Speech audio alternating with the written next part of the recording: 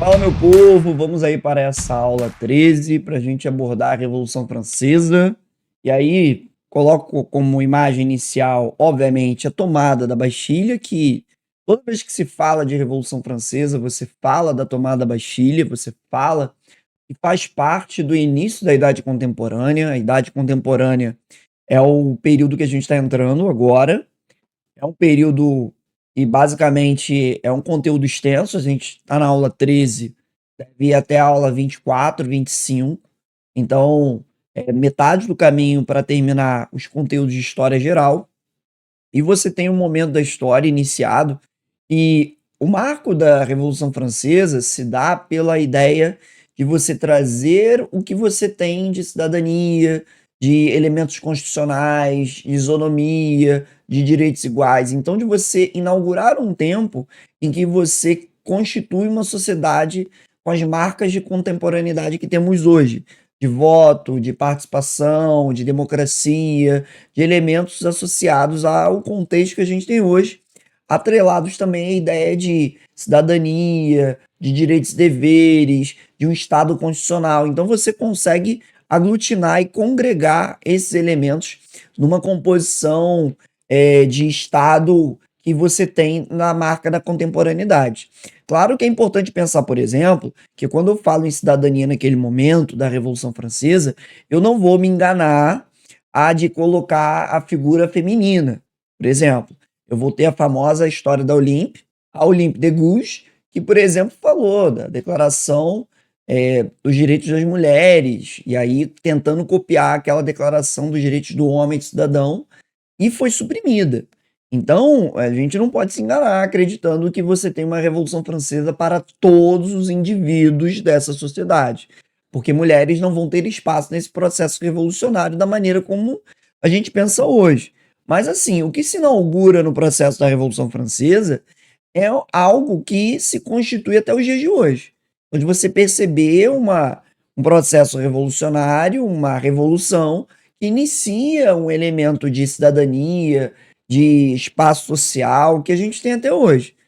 Até alguns historiadores comentam que hoje a gente está vivendo um processo de crise dessa contemporaneidade. Tem alguns historiadores que já começam a falar de uma pós-contemporaneidade, onde você está vivendo um novo tipo de momento, mas isso não é agora o espaço para discussão desse elemento. O que é interessante pensar é que você tem uma revolução que ela inicia um tempo de revoluções. E aí passa para o slide que eu preparei, que é um slide de Ferrand, e é com o objetivo de apresentar o quê? Uma fala da obra do Eric Hobsbawm, A Era das Revoluções, está aparecendo a obra aí, onde a capa da obra é uma capa perigosa, porque você tem a pintura do Delacroix mostrando a Liberté, guiando o povo francês na Revolução de 30. Tem gente que associa essa imagem à Revolução Francesa, cuidado! Mas é uma imagem importante porque mostra o espírito revolucionário do século XIX. E tal espírito revolucionário foi inaugurado também na França. A França, ela viveu ao longo de 60, 50 anos, 50 anos, vários processos revolucionários. Você vai ter a Revolução Francesa, você vai ter dentro da Revolução Francesa as revoltas dentre os grupos sociais. Eu posso até dizer que antes da Revolução Francesa, eu tive uma aristocracia, uma nobreza que não queria perder seus privilégios, pressionando o rei na época, Luís XVI, para levar a demissão dos ministros das finanças que passaram pela corpo de mudanças dessa realidade econômica. E aí eu cito Turgot, Brienne, Calonne, inclusive o Necker. Então você teve intelectuais franceses que entendiam que era necessário modernizar a economia francesa com princípios liberais. E, por exemplo, trazendo o quê? Trazendo que tem que tributar os mais poderosos, clero e nobreza, e sofreram resistência. E você tem essa revolta aristocrática, essa aristocracia que, olha, eu não quero que se mexa nos meus privilégios. Uma nobreza que é uma nobreza sanguessuga. A nobreza na França é uma nobreza improdutiva real. É diferente da nobreza lá na Inglaterra, que se aburguesou, que atuou de maneira eficiente no comércio de lã, na produção de tecidos, e até foi caminhando para produzir riqueza. A nobreza na França é uma nobreza pensionista, é uma nobreza sanguessuga, é uma nobreza que não serve para nada, só para ficar limpando bunda do rei. Então você tem uma nobreza problemática nesse sentido. E aí, em 89, eu tenho uma revolução burguesa, eu dou início a um processo em que a burguesia chega ao poder e questiona o seu papel. Eu dou também início a uma revolta camponesa, quando é em 89, quando você está no processo de instauração de uma Assembleia Constituinte, que vai ser estabelecido a Declaração dos Direitos do Homem e Cidadão, que vai ser estabelecido o fim das tributações feudais, o grande medo. Então você vai ter um processo muito rico, muito poderoso da burguesia dos camponeses. Em 93, quando chegar os jacobinos ao poder, eu falo de uma revolução popular de fato. Uma revolução onde eu dei espaço para as massas, onde eu dei espaço para o proletariado, onde eu dei espaço para os jacobinos. Então eu tenho várias revoluções dentro de uma realidade revolucionária. E aí, quando você fala Revolução Francesa, como se eu estivesse falando revoluções inglesas. Não é só a revolução, são várias revoluções dentro de um processo. Isso é muito importante para a gente entender. Então, aí, de novo, volta a imagem da Era das Revoluções do Eric Hobsbawm. Depois da Revolução Francesa, eu vou ter período napoleônico, eu vou ter revoluções de 30, as jornadas de 30, que é a capa do livro do Hobsbawm, eu vou ter 48, a Primavera dos Povos. Então, eu tenho um processo revolucionário que inaugura a Era das Revoluções. Não à toa essa obra genial do Hobsbawm para a gente trazer, elencar. Daria para fechar o vídeo agora, né? Ficou assim, fantástico, imenso. Mas vamos dar continuidade e colocar mais um slide, que é o seguinte: como é que era a França? A França era uma realidade que é expressa nessa imagem, nessa charge. O terceiro estado, o homem sustentando o primeiro e o primeiro e o segundo sendo estados sanguessugas, improdutivos, como já sinalizei, que reuniam 500 mil de pessoas, frente a um terceiro estado que reunia de 20 a 25 milhões de pessoas, mantendo o luxo e as benesses de um primeiro e segundo estado. E aí, obviamente, que esse terceiro estado vai colocar em xeque essa sociedade estamental, essa sociedade em que o primeiro e o segundo têm privilégios. Por que que eles têm privilégios? Por que que eles têm benesses? Por que que eles têm benefícios? E aí pega a aura iluminista, as ideias iluministas que estão ali vigentes, de políticos franceses, intelectuais franceses como Voltaire, Montesquieu, Rousseau, pega o iluminista inglês, o Locke, que vai falar dos direitos fundamentais do homem, que vai falar que ele tem direito a romper com a tirania, que vai falar que ele tem direito a uma igualdade, a todos os homens são iguais, aos direitos fundamentais de cada indivíduo. Então você vai elencar e alimentar um cenário pesado, um cenário de crítica a esse Estado estamental. E aí é importante pensar, eu tenho uma dependência da produção agrícola e do comércio nesse Estado, então eu tenho uma realidade de primeiro e segundo estado que fica sugando o sangue da burguesia, sugando o sangue do terceiro estado para manter essa estrutura funcionando, né? E você ainda vai ter permanência de práticas feudais. Eu já comentei isso com vocês, que quando você fala Europa, quando você sai dos centros urbanos, quando você vai olhar para o interior do continente europeu, lá para a zona rural, você ainda tem corveia, banalidade, talha, mão morta. Então você ainda tem práticas feudais ocorrendo. E isso é problemático, isso é complexo. Então você tem uma população camponesa insatisfeita, uma população camponesa que está irritada com o que está acontecendo. E, obviamente, o processo revolucionário vai abrir uma porta que nunca mais vai se fechar. Vai abrir uma porta em que os demônios do iluminismo, eles vão sair e, cara, você vai criar um novo tipo de pacto social, uma nova estrutura de sociedade a partir do processo revolucionário, onde eu vou ter até algumas forças que vão tentar evitar a radicalização, mas a radicalização vai acontecer e vai criar um legado ao qual nós temos a idade contemporânea até hoje. Então é importante pensar esse elemento, tá? E aí vale a pena também pensar que, obviamente, eu vou ter reações dessa nobreza, vou ter as tentativas e sucesso de demissão dos ministros, que queriam uma modernização econômica, pois sentiam, cheiravam que iria dar problema economicamente, então precisava se modernizar. A França já havia intelectuais, de novo, Turgot, Brienne, Calonne, Necker, que foram ministros que disseram: ó, vai explodir, essa panela não tá aguentando a pressão, vai dar caô. Galera não ouviu, explodiu. Revolução Francesa. Mas eles, muitos historiadores argumentam, economistas, que falam: olha, se as medidas pensadas por Necker, Calonne, por toda essa galera tivessem sido implantadas, provavelmente a Revolução Francesa não teria explodido. Porque eu teria modernizado a estrutura social e isso teria tirado a pressão para um processo revolucionário.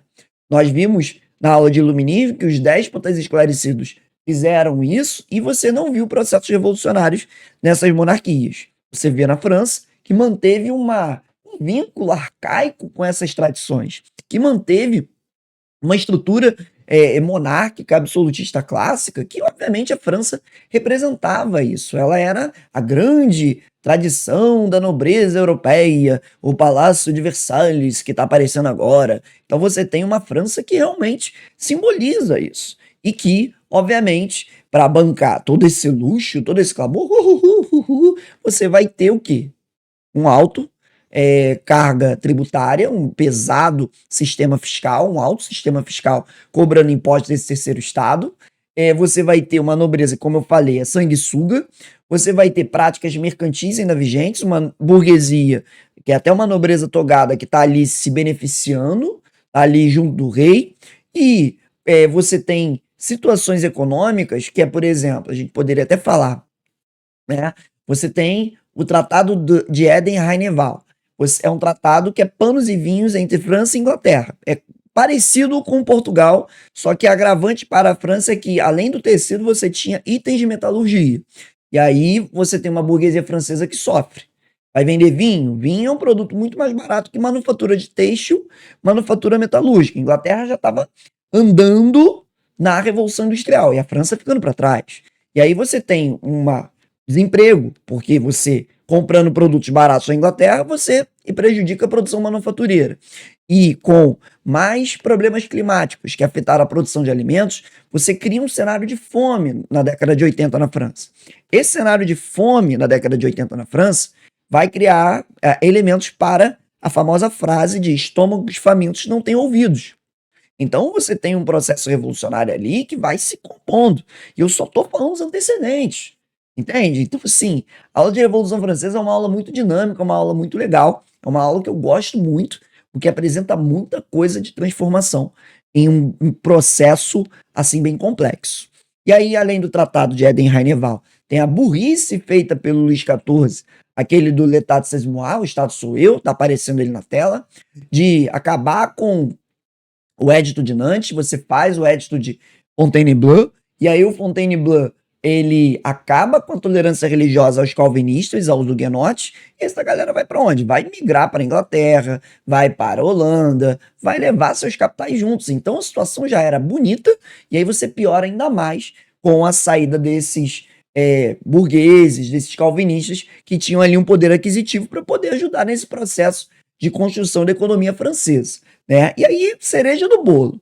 A Guerra dos 7 Anos, que a França sai derrotada contra a Inglaterra, de 1756 a 1763, e a participação da França na Guerra de Independência dos Estados Unidos. Inclusive, a gente poderia até alocar o seguinte: está aparecendo agora a imagem do General Lafayette. General Lafayette comandou francos e espanhóis lá na luta da independência dos Estados Unidos, e essa galera ouvindo lá liberdade, igualdade, fraternidade, república. E você acha que a cabeça dessa galera que volta de lá volta como? Complexo, né? Então, pô, peraí, maluco. Vamos pensar que a participação também de forças francesas lá vai ser também um alimentador de ideologias na França. Então, Lafayette, que vai, inclusive, ser comandante da Guarda Nacional quando eu tiver a Comuna formada em 1789. Então, eu tenho participantes da independência dos Estados Unidos que vão lutar lá na Revolução Francesa. Olha que beleza. Então, é importante pensar que a França, quanto economicamente falando, ela estava mal das pernas. E para a gente fechar essa introdução que eu achei que daria 8 minutos, mas eu tô embalado, né? Você tem, obviamente, o iluminismo.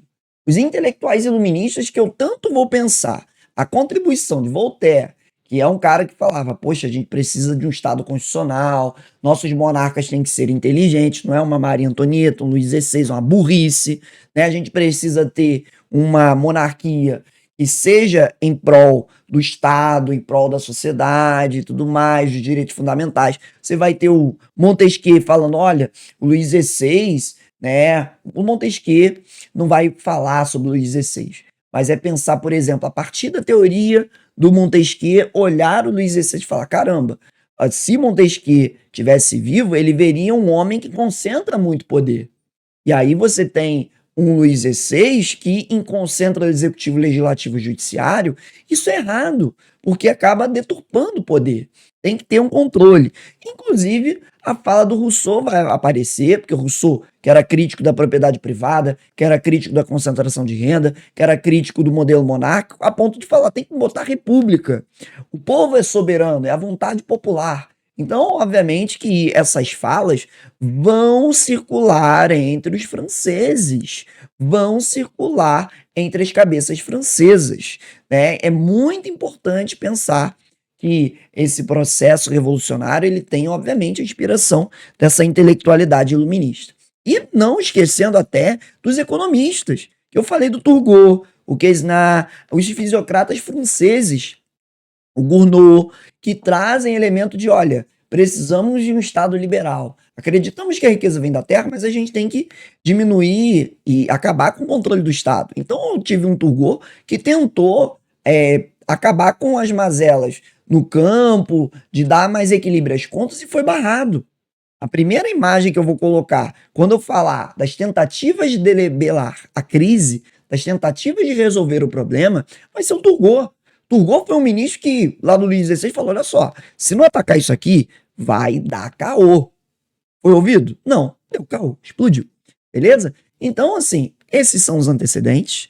Falei bastante coisa para você entender esse cenário que tá ali sombreando a Revolução Francesa. E quando a gente voltar, nós iremos falar das tentativas para acabar com essa crise e para evitar um processo revolucionário. Valeu? É isso. Até a próxima. Tamo junto.